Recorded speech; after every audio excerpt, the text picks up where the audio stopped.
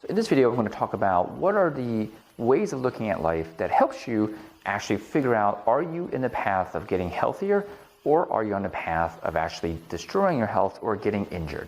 So if you look at life, there's sort of a simple way to categorize the amount of time that you're spending, right? And so if you look at, there's 24 hours in a day, and if you're sleeping, let's say 8 hours a day, arbitrarily, and so that leaves 16 hours of, sort of lifetime.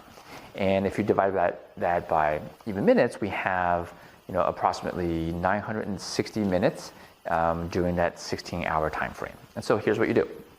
You kind of categorize, right? Draw a line, right? You can get a piece of paper, draw a line.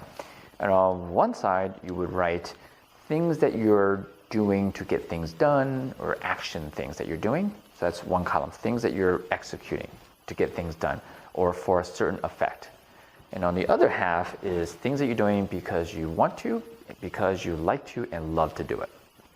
Okay? And so for example, there's some very obvious things that go into certain categories, and there are some things that are not so obvious. For example, grocery shopping, right? Grocery shopping is something that you have to do because you got to eat. So that goes on the action to do side.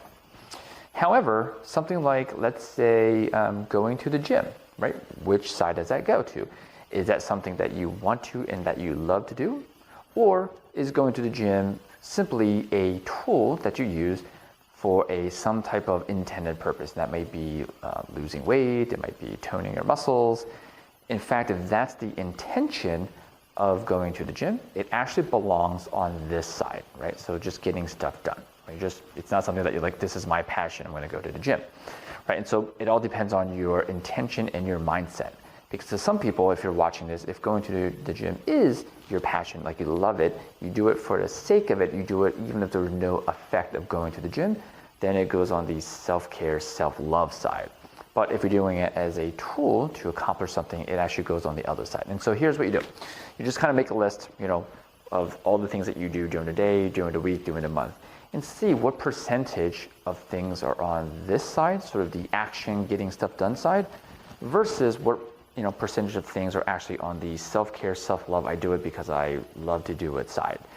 And what you'll find is that if these two columns, if it's like 95% on this side and 5% on this side, that way of living is just unsustainable. What do I mean by that? I mean, if you're consistently doing 95% of your effort just trying to get stuff done, and 5% or less, right, of just doing stuff that you want to do that's nurturing for your health, your body, your soul, your spirit, that is sustainable for possibly a few months, even a few years. But after decades of that, you literally just run yourself down into the ground, right? And so now's a great time to kind of do that exercise, and you can even reflect back how long, whatever your ratio is it 90-10, is it 95-5, is it 80-20, whatever that is, you can look at, well, how long have I lived in this ratio?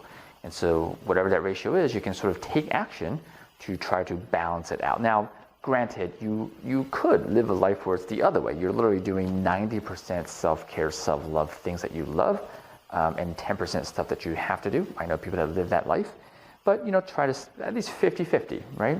So we'll say, very left-brain structured, 50% self-love, stuff that you love to do, and 50% sort of stuff that you have to do.